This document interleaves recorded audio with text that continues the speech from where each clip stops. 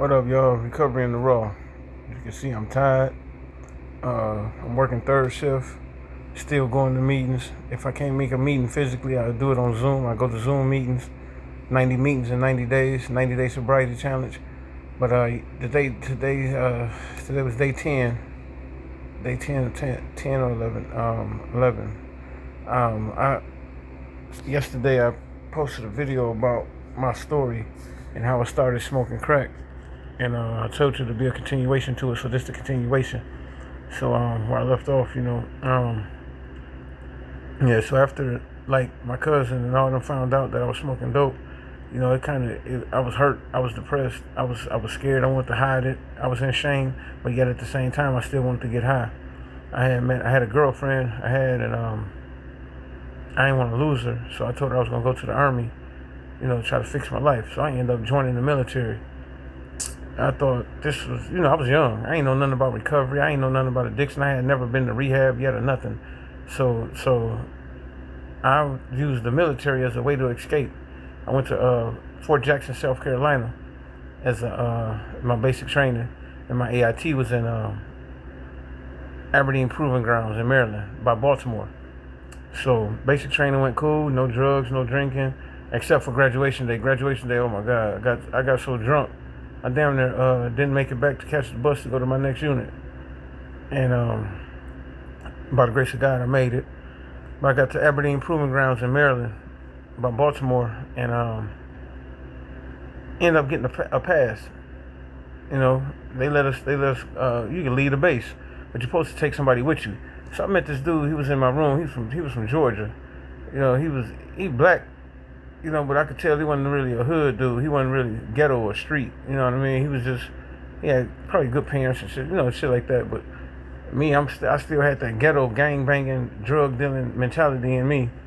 So we went to the strip club, and we got money. We in the military, so we got money.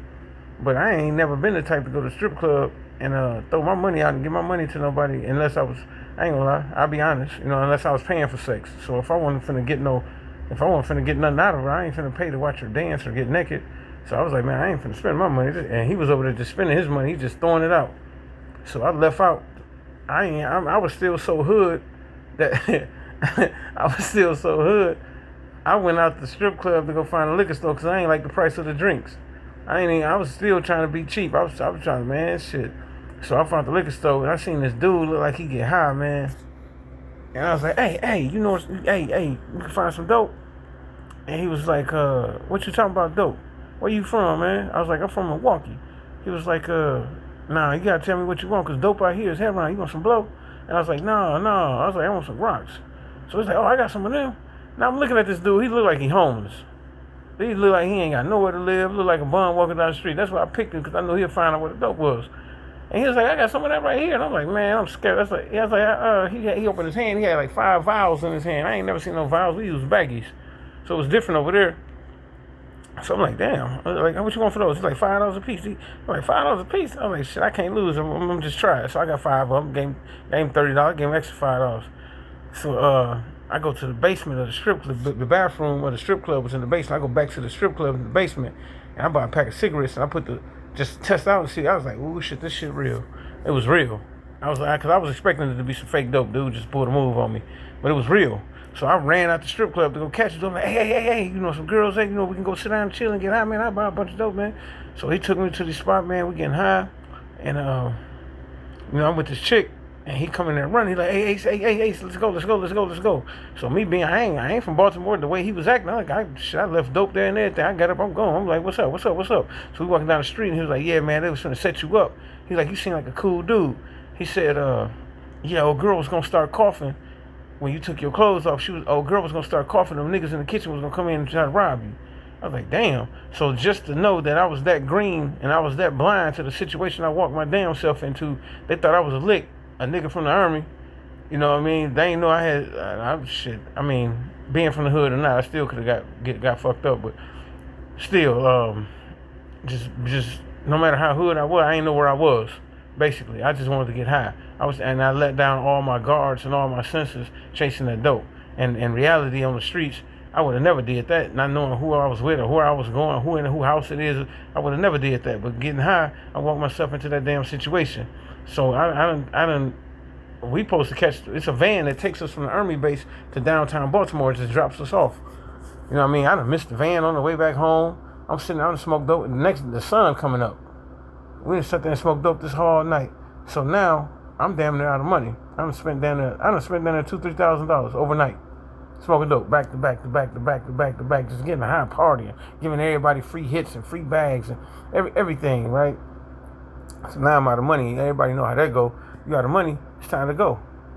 So I leave, and I don't know how to get back downtown. I don't know nothing about Baltimore, but you can see downtown from wherever you at in the city down there. So I'm walking towards downtown where I see the big buildings at. I get back downtown, and I hear somebody yell out, Williams, Williams.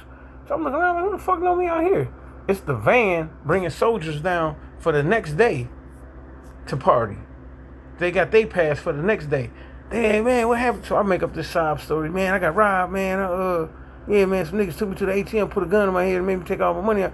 I make this stupid ass sob story. So they, everybody got money in the military, so everybody giving me money. Here, man, take this, man. Hey, take this. All these dudes from different parts, they trying to be cool and shit, thinking they helping me, but they just setting me up for the next high. Well, okay, so we get to the strip club. They back to the strip club. So I'm going to the strip club, and they end up getting me drunk. And I remember the lady was like, if you ain't buying no drinks, you can go outside. You can't be in here. Because like I said, I'm trying to get back the money I done spent overnight. So I'm like, shit, I stand outside. Like, hey, y'all, I stand outside.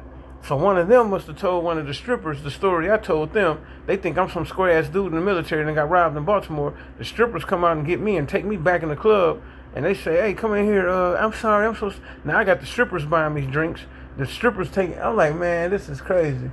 So me and the bartender get kind of cool, old black biker chick, and I'm drunk, and this how stupid I got.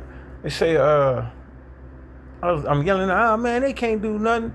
I can do that what they doing. She said, well, get up there then. She locked the door to the strip club. They got me up there stripping on the damn table. This how dumb is. I look back on, that's why I say this is recovery in the raw, the insanity of it all. Here my dumb ass is, just done spent all my money the night before.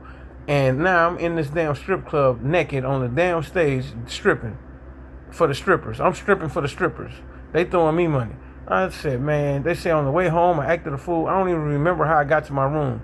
That next morning, we have formation, 6 a.m. We in formation, and I'm thinking I done got away with it. And as soon as she said, everybody out, Williams, report to my office. I said, damn. I get to her office, I got assigned extra duty. I was on extra duty from that day until the day I left. And I was on extra duty so much, she put me, if anybody got in trouble in the military, in the army, they would tell them, go report to Williams, he'll tell you what to do. Because they put me in charge of extra duty because I was on extra duty so much. That's how bad I was. But I damn near fucked off my military career and everything, smoking dope. I come back home, and but the girl that I went to the military for, she wouldn't, I couldn't contact her. I couldn't call her. I'm like, what the fuck? So my cousin got her a cell phone and took it to her so I could talk to her. My cousin Randy did. And when I finally talked to her, I found out she'd been cheating on me. She'd been doing all this, man. It broke my heart, man. It broke my heart. I feel like here I go. I done put myself in the military for this. I just had dreams of a better life. So I couldn't just wait, like to get back to Milwaukee to get high, man. I knew I was going to get high when I got back. I was hurt. I mean, I ain't gonna lie, I was hurt. I called myself a player, pimp back in the days, all that old shit, but, I was hurt. Just being honest, I was hurt. That girl hurt the shit out of me, man. I really thought that I was gonna go to the military, go back, marry her, and it's like, and I was young. I was only 21. I just turned 21. 98. Yeah. I just turned 21. So, man, I got back to Milwaukee after my graduation, and met my mama, and it wasn't shit. An hour after me getting off that plane, I was high again. We sat there and got high all night. I met up with the girl. She agreed to meet me. She was at work. She was working at the parking ramp. I meet her downtown Milwaukee, and she come out. We talked. She caught the bus with me. She kept going home. I went back to my mama's house, and man, I cried, man. It wasn't, man. I was hurt. So here I go. I ain't reported to my duty station. I ain't did nothing I was supposed to do in the military. I'm just getting high and getting high and getting high. Started working, getting high. Moved in with my cousin Randy. We get over there and we on the east side. We on Booth and Concordia. We over there getting high and man, met the dude upstairs who lived upstairs from us. I'm getting high with him. I moved out of my cousin's house and moved upstairs with dude. We getting high and just high every day. He waiting for me to get my check every week. He had a good connect though, so we ain't getting bags. We getting balls, and he had all the women, and so we just having sex with all these females and getting high. And at the time it looked like I had it made until the landlord put us out of there. I moved in with a dude that was in my military unit. Get over there, we on 36 and right. And it's just more and more drama. I'm right in the hood where all the dope is. I done found every dope house, every dope whore, shit just got bad. Then I moved into a dope house that I was getting my dope from on 34th and Center. So it was me, Man, June, Joe lived upstairs. We over there, we done took over this whole neighborhood. So niggas over here, they mad. Moan and O and all them, they mad at us. They want to shoot at us and do all this dumb shit. We took over the whole hood. But it's just like the dope. So I end up, this where it got dangerous because I knew where the dope and the money was the whole time. And a dude came by and spent all this check and he wanted some free bags. He's like, you think they'll look out for me? I was like, I'll check for you, bro. And dude was like, no, I ain't giving dude shit, man. So I said, man, just wait a minute. So I went to Ceiling, I grabbed some dope to get dude a couple bags to look out for him. And when I went in there to see, I was like, damn, they done put all the damn dope up here. They dumb as hell. So it's like, then there's 3 ounces of dope in the damn ceiling of the bathroom. So, and the money, pistol, everything is up there. I'm like, what the fuck? So, I get dude a couple bags. I got a couple bags. I get in the room, and this is my first time running into a situation that had me like stuck. So I get dude the bags. I'm like, here, man, here go you a couple. I got a couple. So after I take a hit, I'm stuck. I'm high as hell. He high as hell. This dude say, hey, man, I know what you did, man. That's what's wrong with brothers today. We need to stick together. When dude get back, man, I'm gonna tell him what you did, man. I know you took their dope. And I'm like, ain't this a bitch? I'm doing this to look out for you, and you finna go tell the dope man that I done took the dope. I was like, oh my God. So now I'm panicking. Dope makes you paranoid. So now I'm panicking. So I'm finna head out the door. This dude pulled his pants down to go before the door. He's like, hey, I won't do nothing. I won't say nothing if you fuck me. I won't say that. I said, what? Nigga, you, what? So now I'm going in the bathroom. It's parts of this, so I can't incriminate myself, but it's parts of the story I can't tell you, but you can imagine where my mind is. I go in the bathroom, I get the pistol, I get the dope and the money, and I'm running out the house. And a couple things happened before I ran out the house. Let's just say that. And I can hear a man pulling up. I can hear his car, boom, boom, boom, boom. He yelling, Ace. I'm running. And, look, like I say, the insanity of it all. It's 5 o'clock in the morning. Here I am running down 35th Street, which is a main street in Milwaukee. I'm running from 35th and Center all the way to 35th and Valete. I'm talking about running full speed, sweating and everything. The police could have pulled me over just for seeing me running like that. And here I am with pistol, dope, and money on me, running full speed down 35th and Wells at 6 in the morning. 35th at 6 in the morning. I'm running to the car wash to get to my uncle's car wash. So I get there and my mind fucked up. I keep smoking.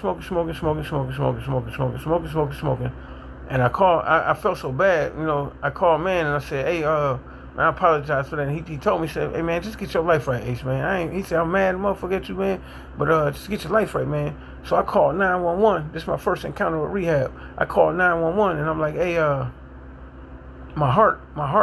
I said, I need somebody to come get me. And she's like, for what? And I was like, because I'm about to rob somebody, I'm going to kill somebody, I'm going to do something. I said, I want to get high, but I don't want to get in trouble. So I just need y'all to arrest me and do something. And the lady said something. She said something about a heart. And I was like, yeah, my heart beating fast. So they called, I'm on 27th and National. They called an ambulance over there to come get me from 27th and National. When I got to the hospital, I knew there was nothing wrong with my heart, but somehow they found out I had arrhythmia or something. But so the doctor came when they was going to release me. And he said, hey, you ever, because I was young, he said, you ever thought about rehab? And I said, no. I said, I don't even really know what it is. And he said, would you be encouraged to try it if I said, yeah. So the doctor at the hospital paid for me a cab. He felt so bad for me. He paid for me a cab to this detox place on like 12th, 13th and Highland. And I get there, man, and these dudes is like, it's like I thought I was in a zombie world. They strapped to beds and throwing up and shit. That's when I ain't know nothing about heroin. I ain't know nothing about people coming off heroin.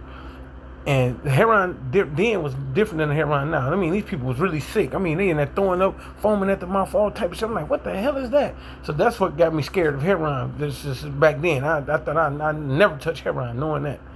But I sat there, and this is basically how I became Muslim too. I sat in that detox for like 3-4 days. They sent me to this place to sign up for a rehab. They sent me to this place called the Imani House. I got to the Imani House, and I thought I had it made. I thought I'm in rehab. I'm finna do good. I sat there. I did the whole 90 days. I did it and everything, and started working and doing everything. The 89th day, I'm finna leave rehab the next day. The 89th day, I got paid. I'm finna buy a car for my guy, Rico. He had the car parked over by Caesar House. I get over there. I can't find Rico. I gotta wait for him to get off work, and started getting high. Found this dude who used to be over there on 34th and Center. He was on Villard.